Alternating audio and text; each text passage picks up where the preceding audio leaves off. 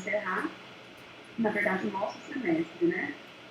Mas antes de mais nada, eu gostaria de desejar para vocês aí, né, boas-vindas mais uma vez, boa noite mais uma vez, tem gente chegando ainda.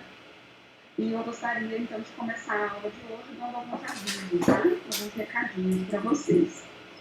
Primeiro ponto, nós temos aqui uma nova data de retorno das aulas presenciais. Eu acredito que vocês, ou a grande maioria, deve ter conhecimento dessa nova data de retorno.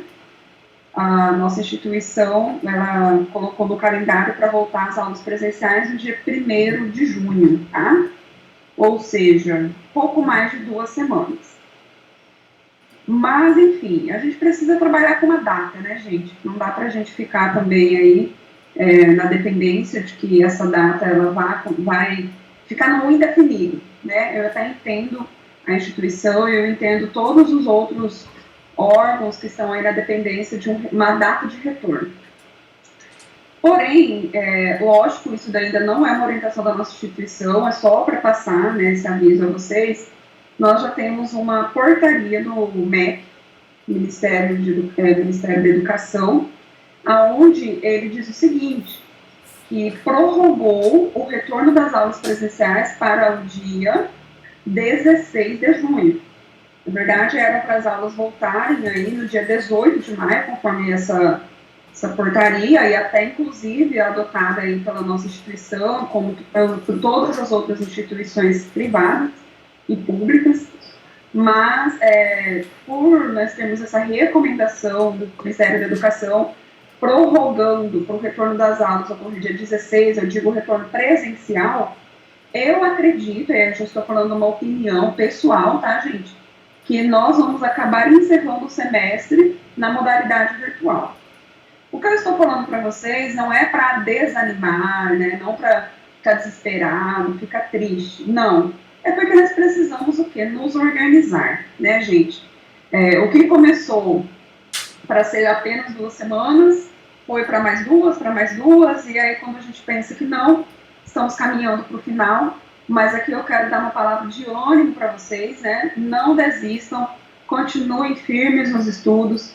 Eu reconheço que não são todos os alunos, infelizmente, né, que conseguem, muitas vezes, entrar aqui na nossa aula, né, não conseguem, muitas vezes, participar das aulas aqui na modalidade de aula remota. Então, sintam-se privilegiados, né, por conseguirem ter uma estrutura, ter uma internet. Ah, professora, mas todo mundo aqui estuda numa instituição privada, né? Mas, gente, existem regiões, até mesmo na nossa cidade, que não tem uma internet boa. Então, eu quero parabenizar você, tá? Que está me ouvindo, que está aí realmente comprometido com o conhecimento, que está comprometido em concluir o seu primeiro semestre do curso de Direito. Então, vamos lá, né? Para efeitos práticos. Eu peço para você, se você tiver com seu caderno ou com sua agenda, anote aí algumas datas que eu vou passar para vocês, então. Eu tinha, né, honestamente, a expectativa de semana que vem estar no presencial com vocês. Mas, como tudo mudou, então, vamos trabalhar da seguinte forma de encerramento do semestre, tá? Fora hoje, nós temos mais deixa eu só ver aqui a minha agenda, que eu já anotei. Nós temos mais 3 encontros antes da prova oficial, tá? Antes da prova oficial. No entanto, eu tenho que trabalhar com vocês 2 atividades avaliativas. Na verdade, 2 grupos de atividades para nós, tá? Sendo o primeiro o grupo da parcial, se você quiser anote aí, tem peso de 3.500 pontos, tá? 3.500 pontos, certo? Fora isso, nós temos também a nossa prova oficial, que tem o peso de 4.000 pontos. É isso mesmo. No segundo horário eu confirmo com vocês, mas salvo engano é 4.000 pontos, tá? E como que eu vou trabalhar os 3.500 pontos da parcial? Nós vamos trabalhar em 2 atividades parciais, sendo que a primeira atividade parcial eu vou disponibilizar no portal para vocês na quinta-feira que vem, e vai ter o peso de 1.500 pontos, tá bom? Essa parcial vou disponibilizar na quinta-feira que vem com peso de 1.500 pontos. Vocês vão fazer pelo portal, né, igual fez a outra atividade parcial, e em concluindo vai ter o prazo, próxima aula eu vou passar o prazo para vocês, mas vocês não vão fazer em aula comigo, né, eu vou deixar um prazo lá de pelo menos aí uns 3, 4 dias, e aí vocês vão concluir aí essa atividade, e ao final eu vou lançar esses 1.500 pontos, tá bom?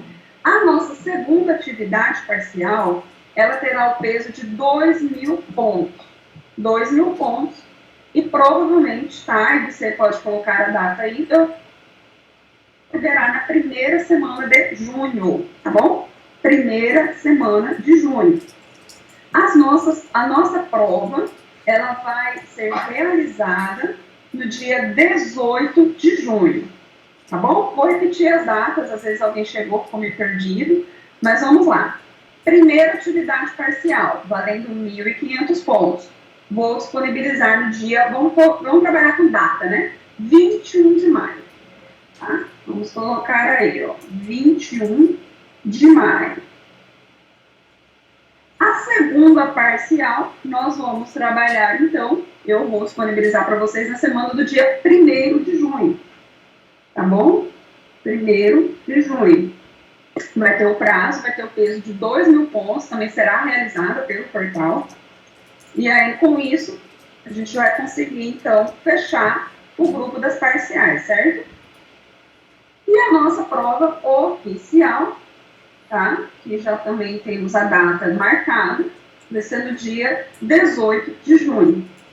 Se eventualmente, gente, o que acontece? Nessas datas, nós já tivermos decisões governamentais autorizando o nosso retorno de aulas presenciais, o que vai acontecer?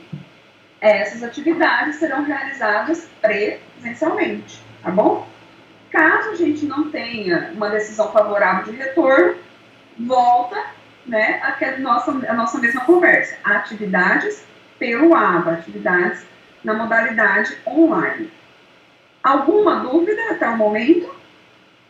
Das datas, das nossas provas, podem perguntar, aproveitem, né, essa oportunidade para vocês esclarecerem as dúvidas. Mariana, Júlio, uma pergunta. O total de pontuação para passar para passar o semestre, qual é o máximo de pontos, o mínimo de pontos, perdão? O mínimo de pontos, Júlio, é 7.000.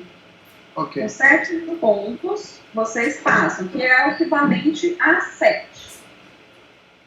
Ok. Tá? Quanto que vai valer a prova, professora? Isso, estou te ouvindo. Quanto vai valer a prova? Estou confirmando nesse momento. Ah, tá. Desculpa. Sem problema. Professora. Pois não?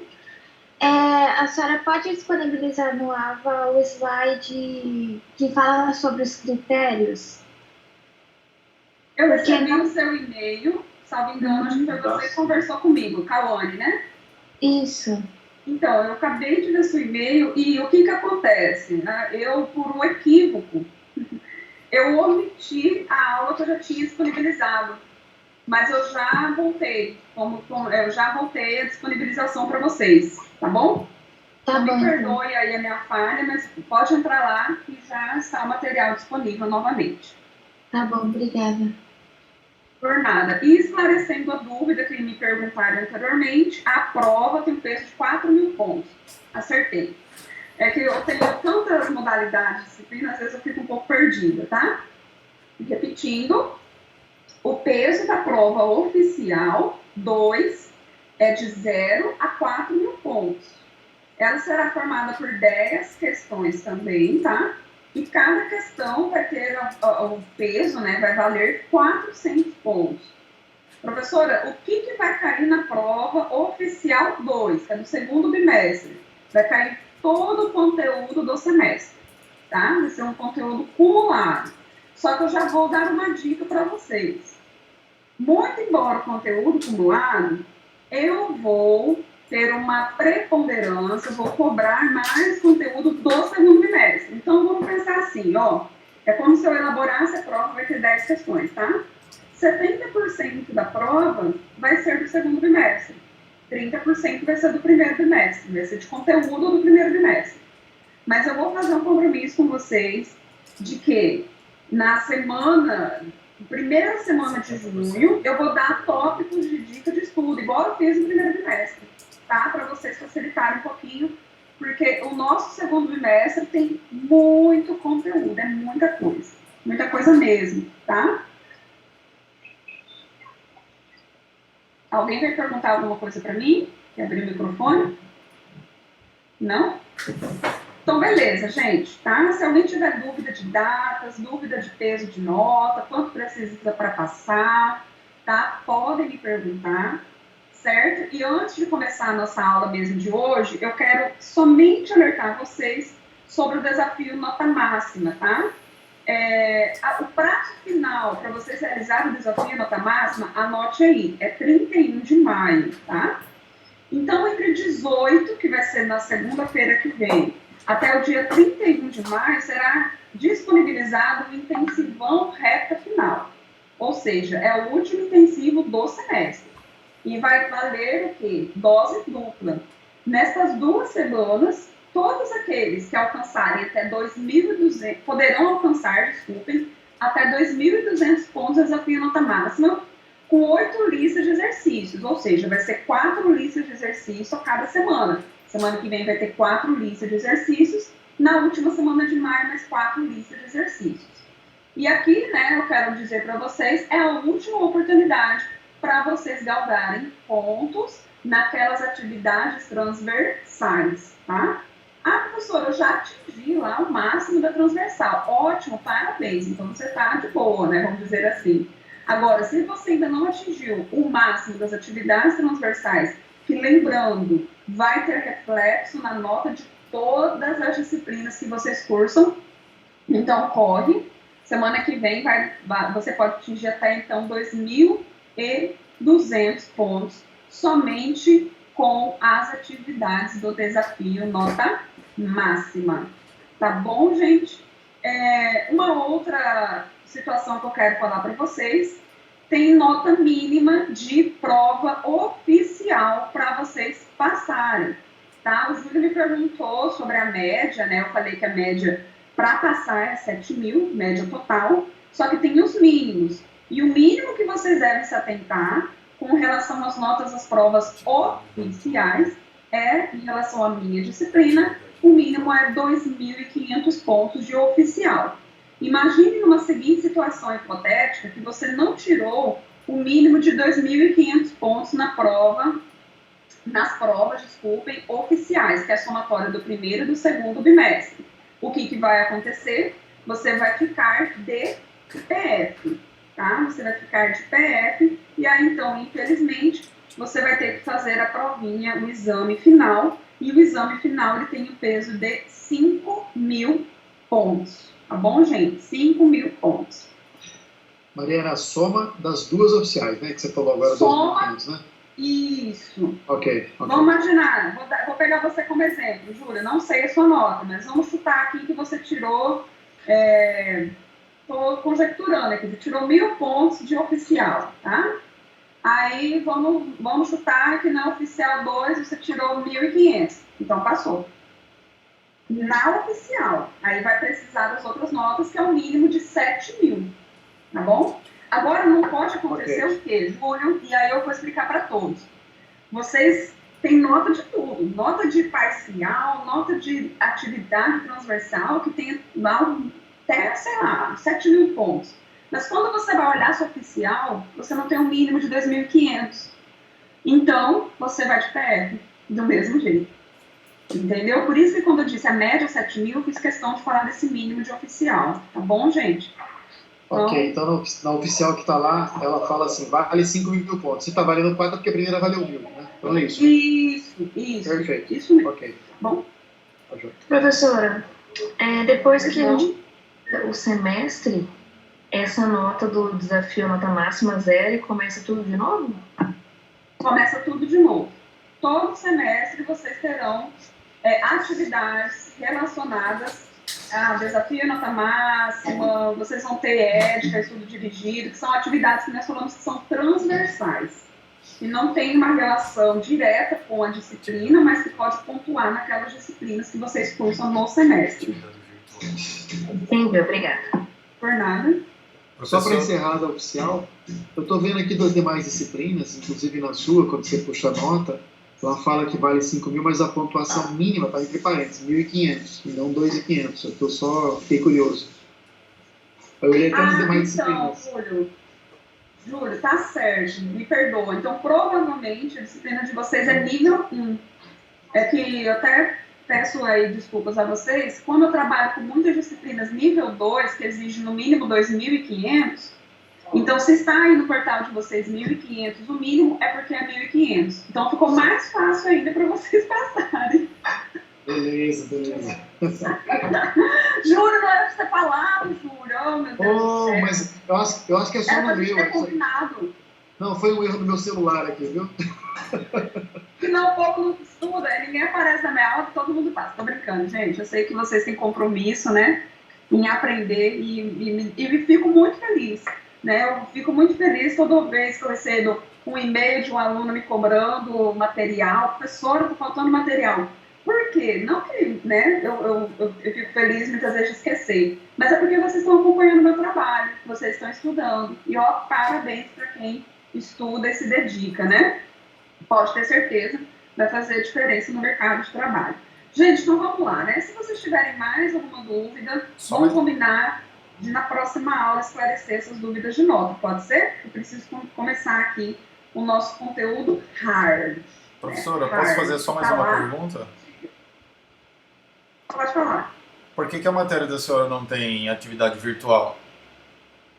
Então, já me questionaram isso em aulas anteriores e eu vou responder a mesma coisa. A minha disciplina, ela tem o nome de Teoria Geral do Processo e Conhecimento. Então, é uma disciplina que eu devo me preocupar em elaborar com mais profundidade o material. E nesta circunstância, a minha disciplina ela se torna uma disciplina modelo professor, ou seja, o professor é responsável por inserir todos os materiais no portal, tá bom? Inclusive todos os exercícios e atividades. Já me questionaram falando assim, professora, eu vi que a sua atividade a gente não pontua, porque eu coloco alguns exercícios na pós-aula. Então, o que acontece nesse sentido? Eu que tenho o domínio, vou falar dessa forma para vocês entenderem, de todos os meios de avaliação no que se refere à teoria geral do processo e conhecimento. Então, por exemplo, nas outras disciplinas, que eu acredito que devem ser todas as outras que vocês têm na grade curricular de vocês, tem os exercícios que a própria instituição coloca lá no momento pós-aula que vocês pontuam, que nós chamamos de avaliação continuada. Né? Você vai lá, faz atividade, vou chutar, penal. Você vai lá e faz atividade e pontua, por exemplo. Agora, no meu caso, eu que devo inserir essas atividades, tanto é que vocês podem observar que a minha nota da parcial ela é maior. A parcial das outras disciplinas tem uma nota menor. Aí o Júlio, se tiver ainda com o sistema, ele pode até me ajudar nesse sentido, tá? A minha parcial do segundo bimestre, gente, tem um peso de 3.500 pontos. É quase o peso da prova. Assim, de nota, né? Vamos falar, né? De nota. Agora, das outras disciplinas, que não é o conteúdo, os exercícios elaborados e postados exclusivamente pelo professor, que aí já é postado pela instituição, o peso da parcial é menor. Só que, em contrapartida, vocês têm a obrigação de fazer as atividades que estão inseridas lá para poder pontuar como atividade da disciplina. Consegui ser clara ou ainda ficou dúvida? Se ficou dúvida, pode me perguntar. Não, ficou claro sim. É porque aqui, para mim, no meu painel, a teoria geral do processo é a matéria que eu menos tenho ponto, né? Eu acho que é por conta disso. É por isso que eu falei. Semana que vem já vou disponibilizar uma atividade valendo ponto. E vou colocar prazo para vocês encerrarem, eu já lançar ponto para vocês. Porque senão vocês vão ficar tristes, né? Olhando lá os pontinhos e nunca tem, né, pontinho. Diga, Júlio. Não, é que o Roger tá triste, tá chateado, porque ele tá com 7.000, acima de 7.000 são as demais disciplinas, entendeu? Falta só bater 7.000 na sua. A minha é mais difícil, gente. Por isso que a minha é mais especial. Tô brincando. Eu vou colocar atividade aí, todos aí vão ter êxito. E aí já vai pelo menos aí na minha primeira parcial, vocês terem 1.500 pontos, que é a nota máxima. Lembrando que eu corrijo, né? Eu corrijo as atividades. Corrijo lá. Fiquei triste porque vocês não conseguiram ver os pontos meus de correção, né? A gente até comentou isso no dia que eu fiz a vista da parcial. Mas eu fiz uma correção tão bonitinha, coloquei lá tudo que eu corrigi, tudo que eu considerei, né? Mas enfim, resolvida então essa questão, teoria geral do processo, eu acredito então, é a única matéria onde a professora que vai disponibilizar todos os exercícios valendo pontos, e aí em contrapartida, diferente das outras disciplinas, vocês têm outras atividades. Só um minutinho, pessoal.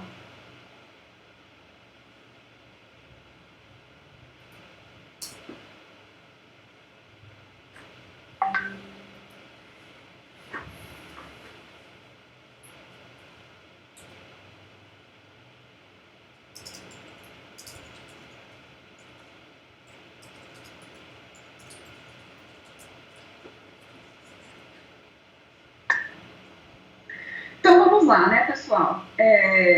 Hoje nós vamos conversar. Se alguém já baixou meus slides, não se assuste, não se desespere. Realmente ficou uma aula bem, né, extensa.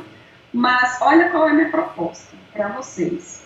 Nós vamos estudar aí um pouco mais aprofundado a questão das partes envolvidas no processo, tá bom?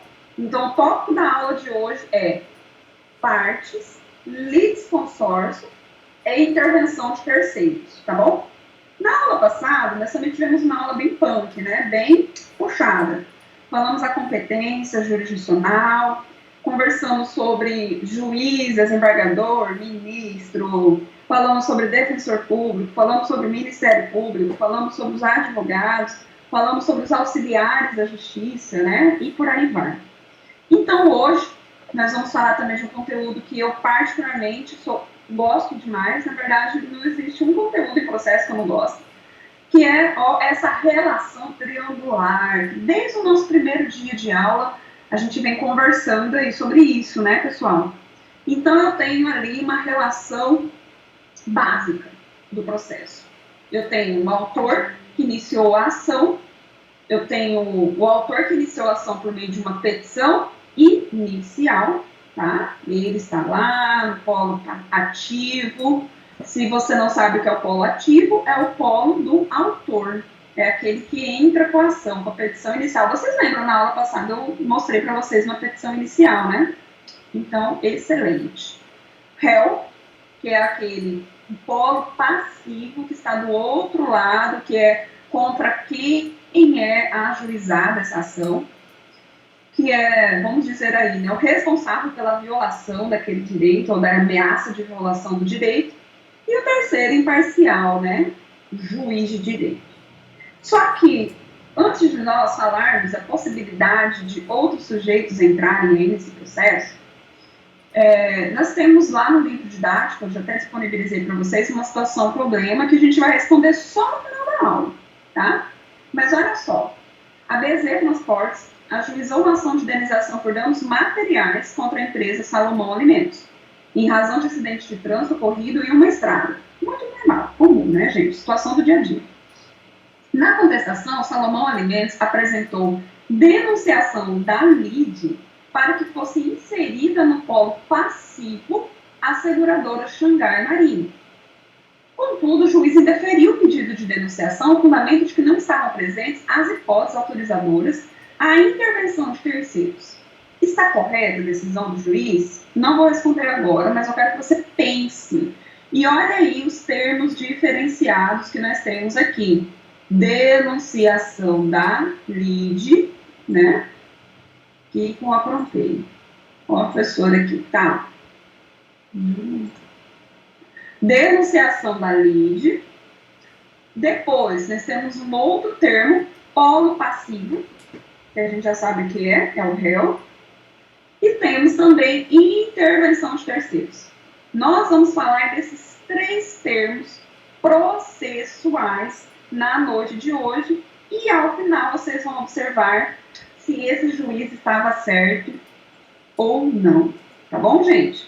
Vamos começar aí da relação inicial, as partes, que é aquela teoria triangular que eu mostrei para vocês, do processo. O autor, como eu já antecipei, é aquele que vai ajuizar, iniciar a ação. O verbo correto é ajuizar, tá bom? Não é interpor. Ajuizar. Eu vou, então, levar a juízo as minhas pretensões. Eu sou o autor. O réu é a pessoa que eu vou indicar, tá, gente? Eu vou indicar, eu vou escolher. Obviamente que tem uma relação jurídica processual, uma relação jurídica de direito material que vai legitimar, mas, inicialmente, quem indica o réu é o autor, contra quem eu vou, então, requerer, eu vou deduzir os meus pedidos. Quem pode ser parte no processo, tá? Quando eu falo de capacidade, é quem pode, tá? Quem pode ser parte no processo. Então, eu tenho aqui essa relação ligada à questão do gozo de direito. Lembra do direito material, gente? Então, aqui eu estou falando sobre o direito material, tudo bem? O direito material envolvido na demanda. Então, eu vou ter aqui a possibilidade de, seja autor ou réu, serem pessoas físicas, serem pessoas jurídicas, de direito público ou privado, podem ter aqui o Ministério Público, Defensoria Pública e por aí vai, tá bom? Aqui eu coloquei para vocês os artigos 70 e 73 do Código de Processo Civil. E olha que interessante, nós temos uma capacidade genérica prevista no Código de Processo Civil. Toda pessoa que se encontra no exercício dos seus direitos tem capacidade para estar em juízo. Aqui é a legitimidade ordinária, tá? Ordinária. Todos têm, via de regra, e essa legitimidade, capacidade para estar em juízo, tá bom? O artigo 71 e 72, ele já diz sobre algumas particularidades acerca da possibilidade pela parte exercer o seu direito sozinha. O 71 fala sobre o incapaz. Vocês estão estudando Direito Civil 1, já estudaram sobre os incapazes, né? Tenho certeza disso. Então, os incapazes, eles serão o quê? Representados, no caso de ser menor de 16 anos, ou assistido, no caso de ser maior de 16 e menor de 18 anos, tá bom? Então, aqui eu tenho uma representação ou uma assistência legal. Aí vai ter os pais, o tutor ou o curador na forma da lei, certo, gente? O juiz, ele também pode nomear curador especial, quando o incapaz, se não tiver representante legal ou seus interesses colidirem com daquele. Aqui a gente tem uma situação bem particularizada, onde o juiz vai nomear um curador especial para representar os direitos desse sujeito. Aqui eu vou dar um exemplo bem simples, a doutrina, ela geralmente cita esse exemplo do inciso 1, como exemplo, melhor dizendo, do inciso 1, nas situações de disputa em processo de inventário, tá?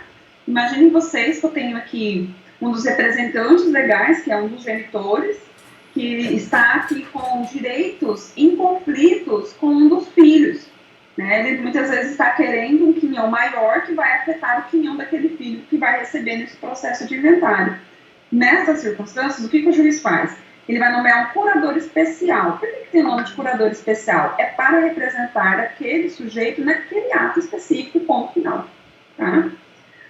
Réu preso, revel, bem como réu citado por edital com hora certa.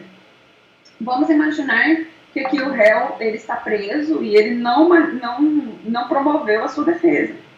Ou o réu que não foi encontrado no seu endereço e ele precisou ser citado por edital, tá? Não tem endereço certo, ele está em lins. Vocês sabem o que é lins, né? Lugar incerto e não sabido. E aí esse réu, então, que está perdido no mundo, ninguém sabe onde ele está, ele não apareceu por óbvio para poder fazer a sua defesa. Então o juiz vai nomear um curador especial para representá-lo, para defender. E aqui nós temos também o artigo 73. O cônjuge necessitará do consentimento do outro para a procuração que verse sobre direito real imobiliário, salvo quando casado sob o regime de separação absoluta de bens. Aqui também é uma outra flexibilização acerca da legitimidade, tá bom, gente? Não que quem é casado, ai meu Deus, é agora, né? Não vou poder ajuizar nenhuma ação sem ter autorização do meu cônjuge, pronto, para que eu fui casar? Não é isso. Vocês podem observar que aqui eu tenho um interesse unitário, tá? Se eu vou realizar qualquer demanda judicial que fale sobre direito real imobiliário, e aqui eu vou dar um exemplo de direito real imobiliário, bens imóveis, né, gente? A casa, né? Muitas vezes aquele imóvel que foi adquirido em conjunto, então, obrigatoriamente, o cônjuge que vai ajuizar a demanda, vai ser réu, vai precisar do consentimento e autorização do outro, tá? Continuando, nós temos aqui, então, como ideia básica, essa teoria triangular, autor, réu, juiz, autor, réu, juiz. Porém, esse conceito, né, ele não tem a sua completude. Já que o processo não envolve apenas, destaca essa expressão, apenas, tá bom, gente? Aqui, então, nós temos até algumas doutrinas que defendem que a relação ela não é apenas tão somente triangular, tá? Ela pode ter ali vários lados dentro do processo judicial. Então, ela é incompleta, tem a sua incompletude, não envolvendo muitas vezes apenas autor e réu. Podendo, olha aí, ó, podendo ainda incluir várias pessoas que nele ingressam posteriormente à formação. Então, eu posso ter um processo que começa um autor, um réu, juiz. E lá no meio do caminho, vira-se então aí 2 autores, 2 réus e vários interessados nesse meio do caminho, tá? O ingresso de terceiros, aí vamos começar a estudar, né? No processo, faz com que assuma a condição de parte acessória, podendo ser atingida pelos efeitos da sentença, que, em princípio, alcançaria apenas autor, réu. E esse terceiro que entra no meio do caminho também poderá ser atingido por essa sentença, por isso que ele entra, né, gente? Antes de nós falarmos, então, desta intervenção, eu preciso explicar para vocês o que é o litisconsórcio, tá? O que é o litisconsórcio? Litis vem de litígio, tá bom? Lide. Consórcio, múltiplos, tá? Vários sujeitos. Então, o litisconsórcio é a pluralidade de autores, réus ou ambos no mesmo processo. Eu posso ter aqui, então, múltiplos autores e um réu. Eu posso ter múltiplos réus e um autor, ou eu posso ter múltiplos autores e múltiplos réus. O litisconsórcio, então, ele é admitido em qualquer processo ou procedimento, até mesmo nas ações de juizado especial, tá bom, gente? Guarda essa informação, porque lá na frente vocês vão entender o porquê que eu estou falando das ações do juizado especial, tá bom? As ações do juizado especial, então, admite o litisconsórcio. Mas vocês vão ver que não admite intervenção de terceiros. Mas segura aí, daqui a pouco a gente chega lá. Então, eu posso ter um litisconsórcio ativo, autores, vários autores. Posso ter um litisconsórcio passivo, vários réus. E um litisconsórcio misto, vários autores, vários réus. Então, admite-se aí o litisconsórcio toda vez que eu falar de pluralidade de sujeitos, tá bom, gente?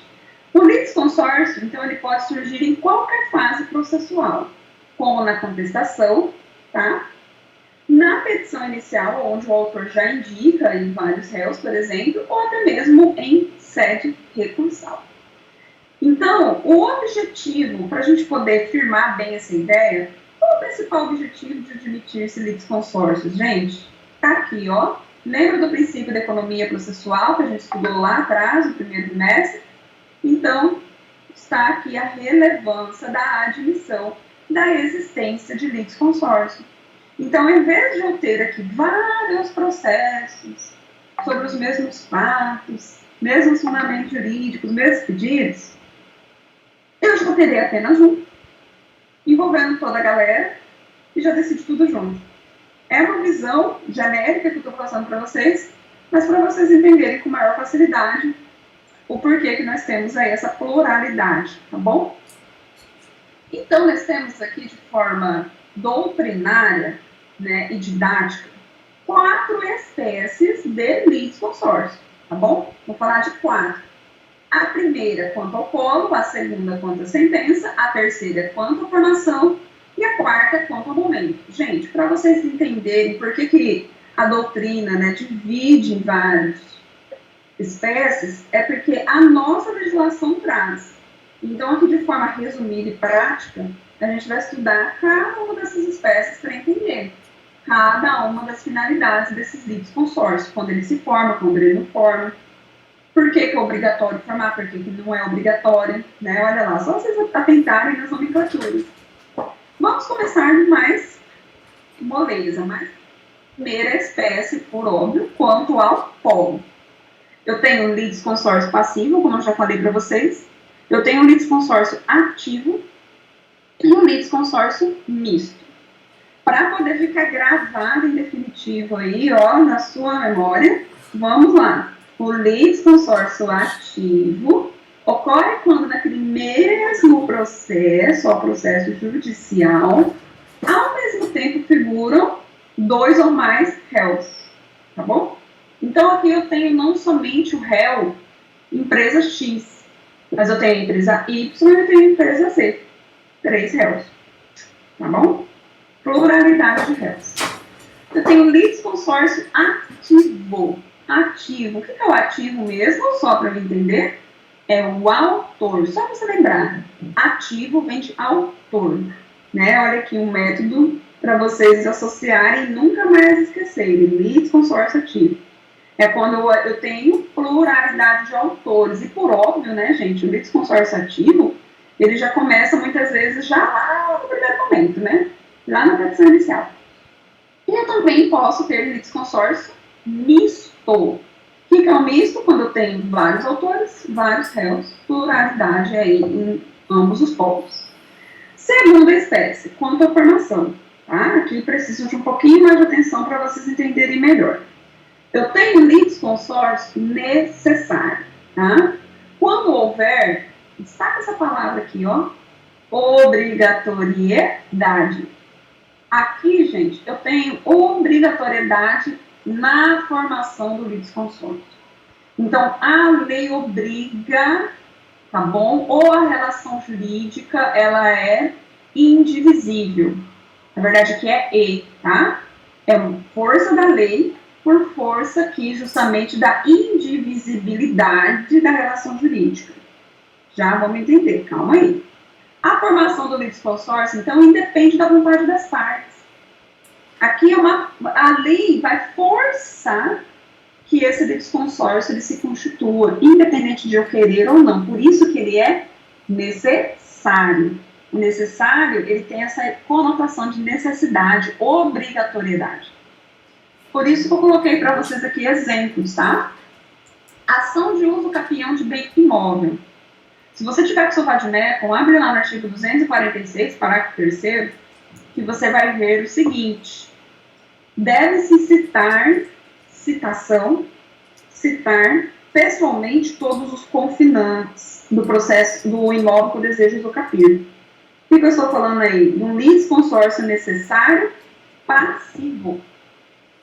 Se eu vou entrar com uma ação de uso capião, acredito que um monte já ouviu falar de uso capião, que é uma das formas de aquisição da propriedade, né? Você pode ser o legítimo proprietário, desde que você use aquele bem por um determinado período de tempo, né? O uso capião menor que nós temos é de 2 anos. Não vou entrar nesses prazos porque não é objeto da minha aula, mas só para vocês entenderem. Tá, beleza, professora, eu vou entrar então com o processo de uso capião. Vou entrar contra aquela pessoa que está no nome lá na matrícula imobiliária. Eu vou citar só ele, tá? Não. A lei obriga que você cita os confinantes, o vizinho A, o vizinho B e o vizinho C, do fundo, se tiver. Eu preciso citar os confinantes. Aqui é necessário. A lei, assim, o obriga. Bem como para a demarcação de terras particulares. No estado de Mato Grosso, existem muitos processos nessa vertente, né, que a gente precisa, muitas vezes, de ter a demarcação das terras, né, os imóveis rurais, então também é necessário. E os cônjuges é ação que versa sobre direito real sobre imóvel, né? Já falei para vocês o exemplo lá atrás da legitimidade. Por sua vez, eu tenho também o litisconsórcio facultativo. Eu tenho o necessário, que vamos lembrar, é obrigatório por lei e a relação jurídica ela é indivisível. Aqui é uma faculdade. O litisconsórcio, então, ele vai decorrer do quê? Da lei? Não. Vai decorrer da convenção das partes. Lei, assim, contrato. Às vezes é um contrato. Não é indispensável a validade do processo de formação. Eu formo porque eu quero. Tá? É uma faculdade. Então, se não tem obrigação da lei, e não tem obrigação também com base na relação jurídica material. Quando houver possibilidade de apenas um sujeito ocupar isoladamente um dos polos, da relação processual.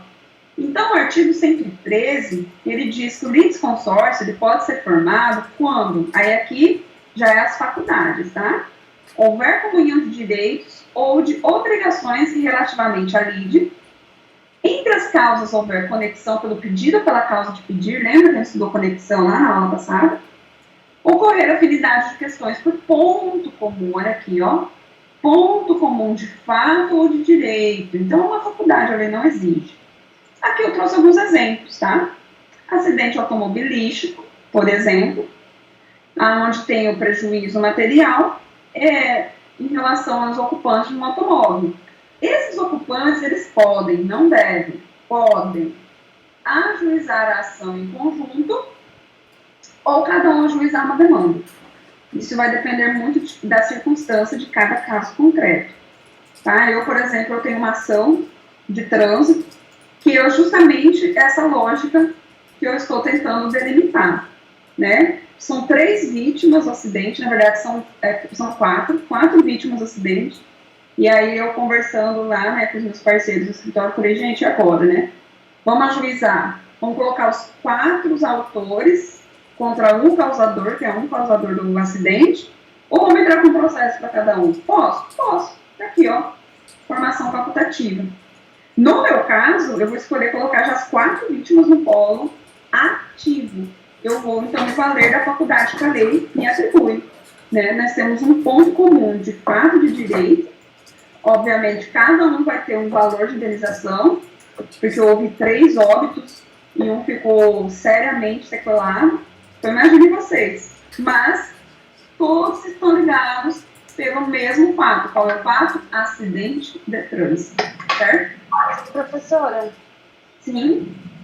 Tá, mas nessa relação de ser facultativo, quem que determina se vai ser facultativo?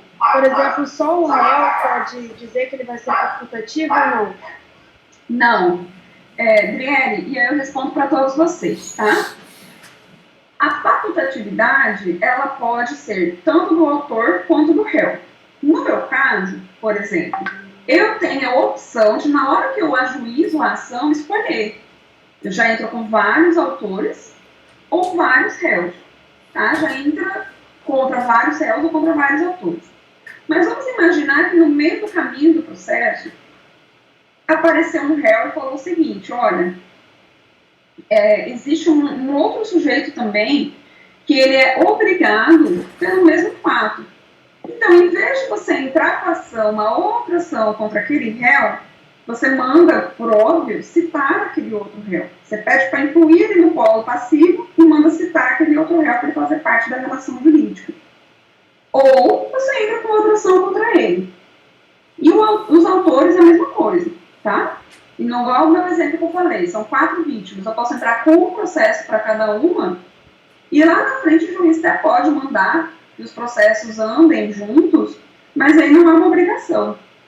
Pode, inclusive, até cada um desses processos cair com cada um dos juízes. Entendi. Mas assim, e quando, para o réu, no caso, quando ele é julgado com todo mundo junto, ele vai ser prejudicado.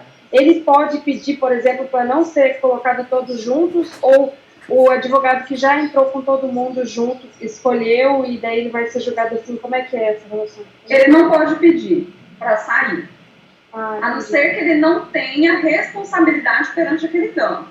Mas uma vez que ele é citado, ele vai ter que se defender, vai ter que participar das audiências e lá no final tem uma sentença, muitas vezes, contra ele. Entendi. Obrigada. Mariana. Por nada. Sim. Mariana Júlia, uma pergunta. Nesse caso, não sei se você quer falar ou não, mas assim, estrategicamente, foi interessante nesse caso, porque tinha algum ponto ou alguma observância em relação ao acidente, ou os 4 se juntaram e falaram, não, nós 4 vamos contratar o escritório junto, porque economicamente para a gente também é melhor, enfim, é uma estratégia de um acordo entre as partes, o que definiu para ser junto e não ser separado? O que definiu para ser junto é, obviamente, a celeridade processual. Porque imagine só, né, no caso aqui, são todos sujeitos da mesma família, e obviamente também facilitou que todo mundo, né, as vítimas, né, enfim, contrataram a mesma advogado, mas observe você, o que decidiu aqui foi justamente o advogado que fez a decisão, no caso nós lá que fizemos essa decisão. Princípio da celeridade. E também para evitar decisões conflitantes. Porque vocês já devem ter ouvido falar da expressão e vocês vão ouvir falar isso pro resto da vida. Gente, o que o juiz decide, ninguém sabe. Tá? Ninguém imagina. É igual bunda de neném mesmo. A gente nunca sabe o que vai sair de lá. Então, para não correr esse risco de ter decisões conflitantes, o que acontece? Todos vão entrar com a mesma ação em conjunto. Vamos ter um trabalho de um processo, obviamente, e vai acontecer a mesma audiência, já vai ser para todo mundo. Se tiver necessidade de perícia, já vai ser para todo mundo a mesma perícia, e por aí vai. Tá? Foi uma decisão mais por economia processual. Tá? Mas dependendo da circunstância, por nada. Pode acontecer também, por exemplo, de cada uma das vítimas contratar um advogado, aí cada uma entra com uma ação. Não há óbice para isso. Tá? E aí muitas vezes impede para esses processos, né, andarem em conjunto, é o réu. Porque o réu se surpreende, né, com várias citações lá de diversos juízes. Aqui eu coloquei uma jurisprudência, gente, sobre litisconsórcio facultativo, não vou me aprofundar nela em decorrência do tempo, mas depois vocês leiam, tá, com mais calma. Terceira espécie, quanto ao momento de formação. Eu tenho duas possibilidades de formação, então, do litisconsórcio. Eu tenho o litisconsórcio originário ou inicial e o litisconsórcio superveniente, incidental ou ulterior, que é o depois. O originário é quando o processo já nasce com o litisconsórcio, que é porque mais de uma pessoa está no polo ativo ou tem mais de uma pessoa no polo passivo, que é o demandado. Tá? Bem tranquilo essa situação. No caso, quem define o litisconsórcio originário é a petição inicial, é o autor, ele vai definir. Superveniente é aquele que surge depois que o processo começou. Depois, o processo está em andamento, aí se tornou um litisconsórcio. E esse deve ser visto com cautela, porque muitas vezes acaba tumultuando o processo, mas é possível acontecer. O ulterior ele pode surgir em 3 situações hipotéticas. Primeira, intervenção de terceiros, que é o que a gente já vai estudar hoje. Nós vamos estudar todas as modalidades de intervenção de terceiros. Segundo, conexão entre causas, é o que eu acabei de falar no meu exemplo. Imagine que nós tivéssemos optado, por exemplo, por entrar com 4 processos, um para cada vítima.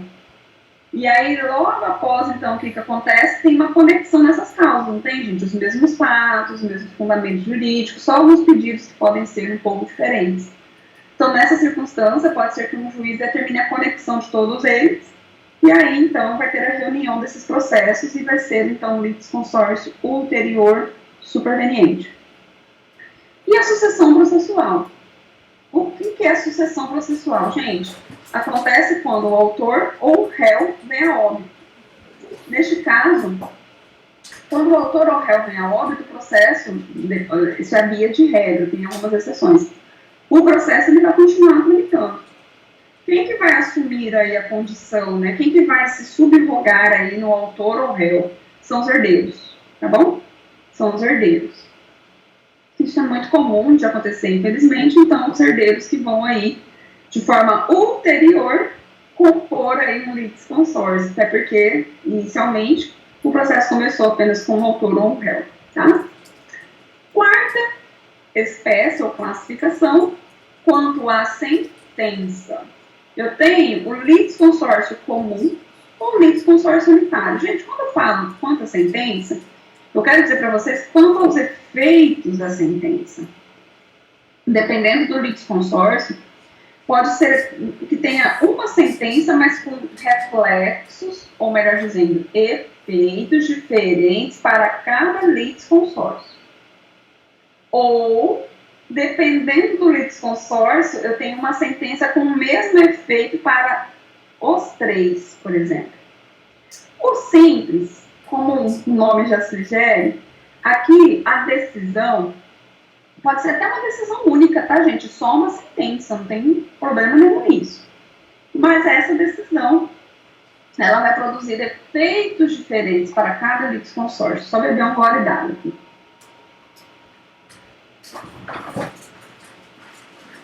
Então, neste caso, o que vai acontecer?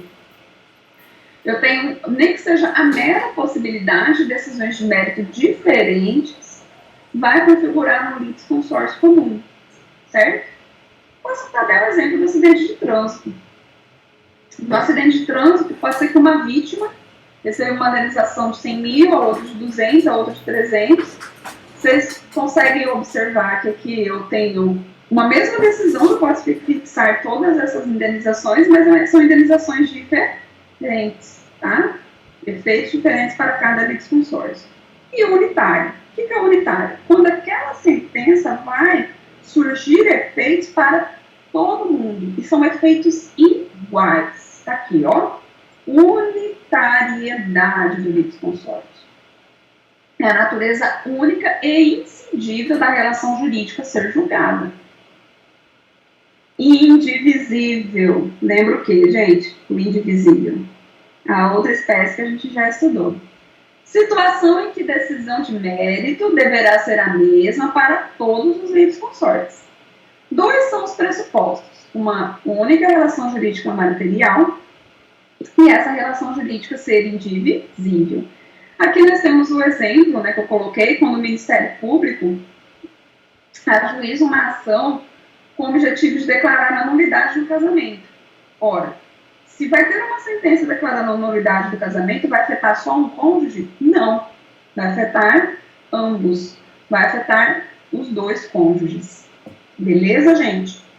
Aqui vem o método, né, para a gente poder entender e identificar os litisconsórcios. Primeira pergunta que eu faço para vocês. Quantas relações jurídicas os litisconsortes, estão discutindo? Uma relação? Duas? Múltiplas? Se for mais de uma relação, esse litisconsórcio... Desculpa, gente.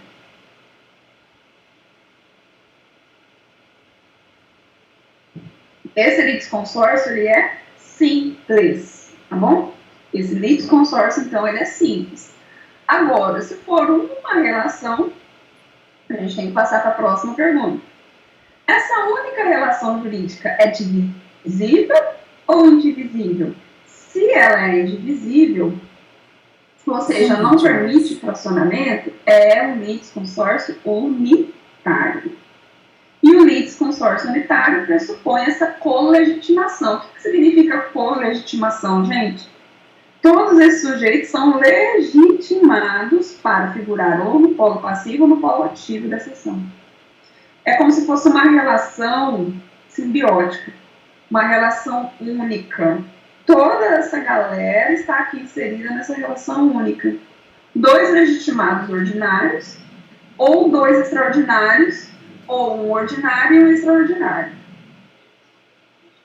Professora, pode perguntar. Sim. Tá, nesse mesmo exemplo que você deu, em relação às 4 vítimas do atropelamento terem entrado junto na ação, como que, se uma das vítimas vier a óbito, para o réu, ele não pode pedir para os processos ser separado? Como que funciona? Porque não tem como julgar o mesmo critério alguém que veio a óbito, ou o litisconsórcio só funciona para a relação civil. Como que é? Não entendi direito. Vou esclarecer a sua dúvida com base no exemplo que você falou do acidente de trânsito, tá? Na situação, o que acontece? O réu, ele até poderia tentar alegar na sua defesa que esses vários autores a gerar confusão, que cada um tem fundamento. Mas o que nós temos de identidade, Brielle? Nós temos de identidade fatos. E eu vou voltar lá no artigo, tá? Só um minutinho, gente. Voltar lá no artigo, que olha o que o artigo fala, ó. Inciso 3, artigo 103. Ocorre afinidade de questões por ponto comum de fato ou de direito. E qual que é o fato? Acidente, ponto. Agora, se um morreu para receber uma indenização maior, o outro quebrou uma perna, desculpa, gente, né? Só estou dando um exemplo que a Adriele perguntou. Ah, o outro quebrou um braço, o outro só ficou com arranhões, mas ficou se sentindo lesão, teve uma lesão emocional, não conseguiu voltar a dirigir seu veículo, enfim, cada um vai receber a sentença com reflexos distintos. E é isso que acontece nesse litisconsórcio. Lógico, o réu, ele não vai ter fundamento de direito para pedir o quê? A desintegração da formação desse litisconsórcio ativo. Consegue entender o raciocínio? Por quê? Esse litisconsórcio foi formado porque eles quiseram, está aqui na faculdade, e porque tem afinidade de questões por ponto comum de fato. E também, de certa forma, até de direito, porque tudo que está dentro da responsabilidade civil que vai ser diferente é a verba indenizatória para cada um. Entendi. Obrigada. De nada. Oi, Ana, você vai fazer pergunta? Assim, quando um problema de um dia para o outro ali, deixa de pagar, e entra aquele grupo de funcionários, vai nessa situação aí? Quando todos entram na mesma ação? Desculpa, Ana, eu não consegui entender. Eu acho que o seu áudio está um pouco ruim. Você puder repetir? Sim.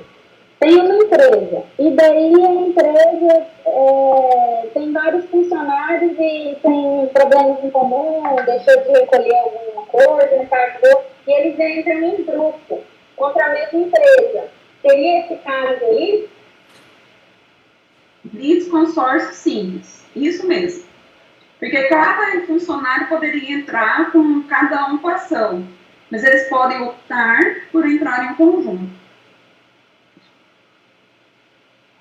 Foi um bom exemplo. Oi.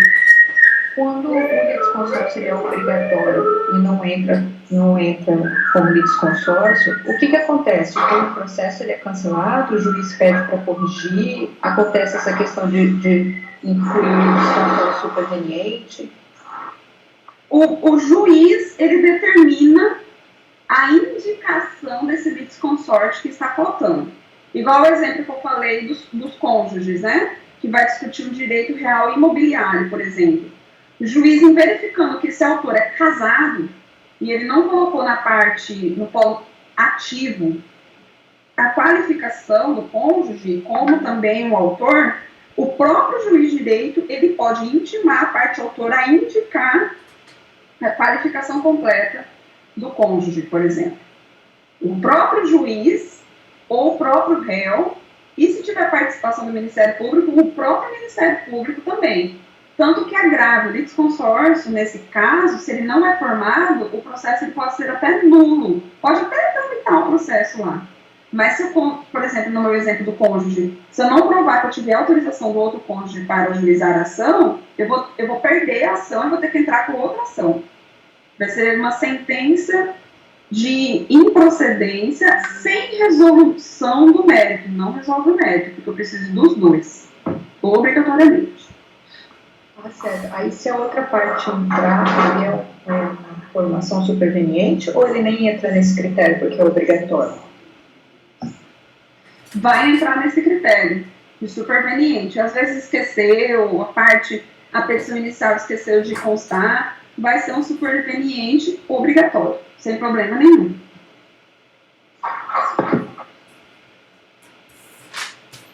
Respondido? Tudo certo? Sim, obrigada, professora. Então tá bom. Por nada. Aqui eu tenho alguns exemplos, tá, gente? Pra gente poder destrinchar um pouco mais esse tema. Várias vítimas entrando com ação contra a empresa de ônibus. Ó, caso de acidente que a gente acabou de falar. Cada uma questionando o direito. Litisconsórcio. Desculpa, gente. Litisconsórcio simples. Aqui eu tenho uma afinidade, mesma causa de pedir. Ou seja, com base nos mesmos fatos. 2 condôminos vão a juízo em proteção ao seu condomínio. Aqui já é um litisconsórcio unitário, porque o condomínio, gente, ele tem essa ideia, tá, de unitariedade. Se você, por exemplo, né, tem uma situação condominial, aqui já é um litisconsórcio unitário. Credor versus os 3 devedores solidários, né? Quem que são os devedores solidários, gente? Muitas vezes são aqueles avalistas, né? Acredito que você já ouviu falar de avalista ou fiadores. No caso aqui é um litisconsórcio facultativo. O credor, ele não tem obrigação, gente, isso aí vocês vão estudar um pouquinho lá em direito empresarial, o credor, ele não tem obrigação de entrar contra todos os devedores solidários, por exemplo. Ele pode escolher um. Aqui é uma solidariedade. Um paga e esse um que pagou, ele entra com a ação depois contra os outros. Ou o credor também já pode escolher entrar com a ação contra os 3. É uma dívida solidária, todos deveriam pagar, então é facultativo, mas não é obrigatório entrar contra todos. Uso capião, com família de 50 pessoas, versus os confinantes, né? Ou seja, os confinantes aí, nós temos essa relação, tá? O litisconsórcio, no que tange o polo ativo, é facultativo, certo? Até porque aqui é uma família, essa família pode muito bem aí ser representada e ter apenas um ali legitimado na propriedade. Agora, no que tange ao polo passivo, tá aqui eu corrigindo, meu material estava escrito ativo, é litisconsórcio necessário, conforme a gente já viu no artigo 273, parágrafo 3º do Código de Processo Civil. Contra os confinantes, obrigatoriamente precisa ajuizar a demanda. Ação de inventário é um litisconsórcio necessário. Por quê? A lei exige, tá, gente? A lei exige que todos os herdeiros componham o polo ativo. Todos os herdeiros têm legítimo interesse em receber os seus quinhões em decorrência da morte do autor da herança. Ação de dissolução de condomínio, por exemplo, um irmão contra outros 2 irmãos. Aqui o litisconsórcio também é necessário. É uma relação jurídica indivisível. Isso aqui também acontece, gente, muito em ações de divórcio, né? Quando o juiz defere a partilha, por exemplo, dos bens, o que acontece? Ambos os cônjuges, eles são proprietários desse bem, ou melhor dizendo, ex-cônjuges, né? Na proporção de 50%, isso é o regime da comunhão parcial. Então, enquanto não ocorrer a venda e a efetiva distribuição do dinheiro, esse bem, essa relação jurídica continua indivisível. Por exemplo, para eu ter a casa, vou precisar da autorização do meu ex-cônjuge, enquanto a gente ainda não tiver realizado a efetiva transferência da titularidade e a efetiva partilha desses bens, né? Fica aí um outro exemplo também. Gente, aqui eu tenho no próximo conteúdo, né? Eu tenho umas regrinhas importantes para vocês entenderem. O que acontece? Como são muitas partes, muitos sujeitos, muitas vezes, gera uma certa confusão em relação ao prazo, tá? E o artigo 229, ele diz o seguinte, que os litisconsortes, eles terão, se eles tiverem diferentes procuradores, o que significa dizer isso? Diferentes advogados, de escritórios de advocacia distintos, não pode ser da mesma banca, né, de advocacia, que hoje é muito comum se trabalhar em conjunto. Esses litisconsortes, então, terão prazos contados em dobro, tá? Para todas as manifestações. Destaca essa informação aí no combate médico. Todas as manifestações, então, deverão ocorrer em dobro, em qualquer juízo ou tribunal. Porém, atente-se aos parágrafos, porque vocês vão ver que essa regrinha ela não é mais tão usual. Olha só. Cessa a contagem do prazo em dobro se, havendo apenas 2 réus, é oferecida à defesa por apenas um deles, e não se aplica o disposto no caput aos processos em autos eletrônicos. Aqui é a parte que eu quero destacar para vocês. Pessoal, hoje, cada dia mais, os processos eles estão tramitando em autos eletrônicos, o PJE. Então, essa é uma regrinha que cai um pouco em desuso, tá? Ah, professora, mas são diferentes advogados, escritórios de advocacia diferentes. Gente, o que justifica o prazo em dobro? Só para vocês entenderem. Quando a grande maioria dos processos eles eram físicos, aquele que tem o prazo, ele tem o direito de pegar o processo e levar para o escritório e se manifestar. Que a gente fala que é o direito de vista, tá? Ah, eu quero ter a vista dos autos. O que é a vista? Eu pegar o processo, analisar documento por documento, fazer a manifestação em nome daquele litisconsorte. Então, quando eu falava, ou ainda for falar de processo físico, o que acontece? Vai um advogado, diferente procurador, diferente escritório, e leva o processo em carga, faz carga daquele processo, carga eu ir lá e pegar o processo no fórum e levo para o meu escritório. Aí lá eu vou ter um prazo de pelo menos 10 dias para poder analisar os documentos e, dependendo da minha manifestação, vou ter 15 dias para fazer o protocolo dessa manifestação. O que acontece nessa situação? Eu tenho outro advogado, lembra? De um escritório de advocacia diferente. Ele também tem direito de olhar o processo. Por isso que o artigo 229 caput fala do prazo em dobro. Porque eu tenho direito de ver o processo, mas o outro advogado do outro litisconsórcio também tem. Por isso que essa regra era muito usual. Agora, o que acontece com os autos eletrônicos, turma? Todo mundo pode ver a hora que quiser o processo. Não tem mais o que se falar de carga dos autos. Eu não vou fazer mais carga do processo físico. Agora, a grande maioria eu preciso de vista, eu preciso ser habilitado no processo, se é um processo de segredo de justiça. E se não for, basta ter meu AB que eu vou analisar o processo. Pronto. Então, resumindo daí para vocês, tá? Mas cuidado, isso aqui pode ser pegadinha de prova, né? Então, fiquem atentos aí a essa dica. Ação multitudinária. O que é ação multitudinária? É uma ação onde eu tenho, gente, muitos sujeitos, seja no polo ativo ou polo passivo, tá bom? Nessa situação, o juiz pode limitar o litisconsórcio facultativo, certo? E aí, não sei se foi a Adriele ou a Jaqueline que me fez essa pergunta. Imagine aí que foram 15 vítimas de um acidente. Lembra do meu exemplo do acidente de trânsito? Então, 15. Os 15 decidiram entrar todo mundo junto. Se esse número, tá, gente, for um número que vai dificultar a defesa, ou o cumprimento da sentença, ou vai dificultar a rápida solução do litígio, o que vai acontecer? O juiz pode, então, olha só, mandar ou determinar a limitação desse litisconsórcio. É como se ele pegasse o processo, né, ou melhor dizendo, o litisconsórcio dividisse. Parágrafo 2º. O requerimento de limitação vai interromper o prazo para manifestação ou resposta e começará da intimação da decisão que o solucionar. Então, o juiz pode, viu, pessoal, conferir essa limitação, mas com base nesses requisitos, tá, do parágrafo 1º. Se comprometer a rápida solução do litígio ou dificultar a defesa ou o cumprimento da sentença. Então, percebam vocês, ele pode começar num litisconsórcio multitudinário, mas no meio do caminho o juiz percebe que não vai dar certo. Não vai dar certo. Eu vou dar um exemplo aqui, gente, que, assim, desculpa eu falar para vocês esse exemplo, mas é o que me veio à memória, eu lembrei até da pós-graduação que eu realizei, o professor juiz de direito falou esse exemplo. Imaginem aí uma pessoa que entra com uma ação de investigação de paternidade, né, em nome do seu filho, que é menor de idade, e já coloca lá no polo passivo, meu Deus, vergonha, né, falar desse exemplo, mas tudo bem, o juiz de direito, Distrito Federal, falou isso para mim. Entra com ação contra 10 possíveis sujeitos que podem ser o genitor. E aí?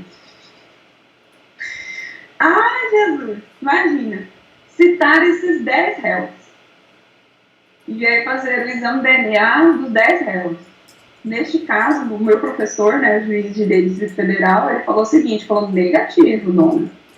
Vamos limitar aí esse litisconsórcio que é facultativo, você não tem obrigação de entrar contra todo mundo, você pode entrar contra um, depois entrar contra outro, e enquanto você não descobre quem é, né, o pai biológico dessa criança, coitadinha, então você pode ir entrando contra cada um. E ele foi e limitou, justamente porque, não, imagina, consigo citar um, mas se eu não consigo citar os outros, o processo fica emperrado. Então, muitas vezes, para ter uma rápida solução do litígio, é melhor limitar. Certo, gente? Aqui nós temos ainda algumas outras regrinhas, e eu prometo para vocês que já vou liberá-los para um breve intervalo, tá? Oi. Só, desculpa, eu não consigo entender só essa parte que fala recomeçará da intimação da decisão que o solucionaram. Da intimação do quê? Da separação dos litisconsortes, daí depois da intimação de todos eles? O requerimento de limitação vai interromper o prazo para manifestação ou resposta. Imaginem vocês que aqui uma das partes pediu, até visando essa possibilidade aí de confusão, seja autor ou seja réu, para pedir, falou, não, vamos limitar. Então, o que vai acontecer? Esse requerimento vai interromper o prazo. Imagine aí, você é citado de uma ação dessa, vamos dar um exemplo que eu falei aqui da ação de investigação de paternidade, tá? Uma parte autora contra os 10 réus. Aí o terceiro réu é citado. Aí ele faz uma petição para o juiz, fala, excelência, é impossível, tá? Requer-se aqui a limitação do polo passivo. Então, a partir do momento desse pedido, para vocês entenderem, em especial acho que quem perguntou, vai interromper prazo. O que significa dizer? O prazo zero. Prazo do quê? No meu exemplo, era prazo para contestar, para se defender, tá bom? Ou para manifestar de qualquer outra coisa, muitas vezes de intimação no meio do processo. E aí, quando que volta a contar esse prazo? Vou dar um exemplo aqui, o prazo da contestação. Ele vai começar, olha aqui, ó, vai recomeçar a contar da intimação da decisão solucionária. Imagine que o juiz decide ir lá e fala, não, realmente vai ficar muito inviável, então vamos aqui particionar, vai abrir um outro processo que vai até andar junto, né, conectado com esse, porém, vamos limitar o litisconsórcio. Então, a partir da intimação dessa decisão, que vai voltar a contar o prazo que você tinha para se defender ou se manifestar. Ótimo, obrigada, professor. De nada. Aqui, só para a gente concluir o raciocínio dos litisconsórcios, tá? Nós temos aqui uma conduta determinante e conduta alternativa. Gente, só para entendermos esse artigo 117, tá bom? O que é conduta determinante? Determinante significa desfavorável. Determinante, ó, de desfavorável. Como exemplo, a revelia, a confissão. O que é revelia? Quando a parte ela não apresenta sua contestação. Confissão é quando aquela parte vai lá e confessa, né? Confesso, eu realmente causei dano. Essa conduta determinante, ela não pode prejudicar o outro, não importa se o litisconsórcio é simples ou unitário, tá? É o que diz o artigo 117. Os litisconsortes serão considerados em suas relações com a parte contrária distintos, como litisconsortes distintos, exceto no litisconsórcio unitário, que aqui nós temos, ó, única relação jurídica e relação indivisível, né? Não se divide a relação. Caso em que os atos e omissões de um não prejudicarão os outros, mas os poderão beneficiar. Então, os atos negativos, de certa forma, não poderão prejudicar o outro litisconsorte. Só se tiver ato positivo que vai beneficiar. Conduta alternativa. O que é alternativa? Aquela conduta praticada por litisconsorte que visa melhorar a sua situação no processo, que muitas vezes é uma situação que não é legal, que é justamente a ideia do favorável. Então, contestação, recurso, por exemplo, né? Os efeitos não se estendem aos demais, quando for um litisconsórcio simples. No caso da decisão, produzir efeitos diferentes para cada litisconsórcio. Porém, favorece os demais se for unitário. Então, por exemplo, gente, se eu estou num litisconsórcio simples, que não tem uma obrigação da lei, muitas vezes, né? O que vai acontecer? Entrou com recurso, esse recurso vai favorecer apenas só um litisconsorte que recorreu. Não vai favorecer a todos, porque a relação aqui não é unitária. Agora, se apenas um litisconsorte recorre e a decisão é favorável, vai beneficiar a todos os outros, mesmo que os outros não tenham recorrido. Aí aqui tem uma atividadezinha para a gente poder verificar se a gente conseguiu assimilar, né? Quanto ao litisconsórcio, é correto afirmar. Letra A. No litisconsórcio simples, os atos de omissões de um prejudicarão os demais e nem será possível qualquer benefício. Errado, acabei de ler para vocês o artigo 117. Isso não se aplica ao litisconsórcio simples. No litisconsórcio facultativo, que a lei não exige, unitário, os atos e omissões de um não prejudicarão os demais e nem poderão beneficiá-los. O que está errado aqui? Nem poderão beneficiá-los. Tá? No litisconsórcio necessário unitário, ou seja, a lei impõe e a decisão vai ser igual para todos, os atos e omissões de um não prejudicarão os demais e nem poderão beneficiá-los. Está errado. Aqui, ó, o benefício. Lembra com condição alternativa.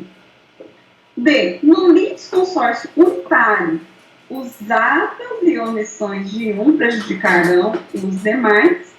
Vamos ver a próxima só para a gente poder responder a correta. No litisconsórcio unitário, os atos e omissão de um não prejudicarão os demais, mas poderão beneficiá-los. É a letra E que está correta, certo? Mas poderão beneficiá-los. Vamos dar uma pausa aqui, que aí no segundo horário nós vamos falar sobre as intervenções de terceiros, uma vez que nós já entendemos a ideia dos litisconsórcios. Certo, gente? Agora, pelo meu relógio, são 8h23, vamos voltar até as 8h43, tá? Melhor dizendo, umas 8h40, mais ou menos, já retorno aqui. Só é o tempo de a gente tomar um café, respirar, colocar as ideias em ordem e voltar aí aos nossos estudos, tá bom? Até daqui a pouco.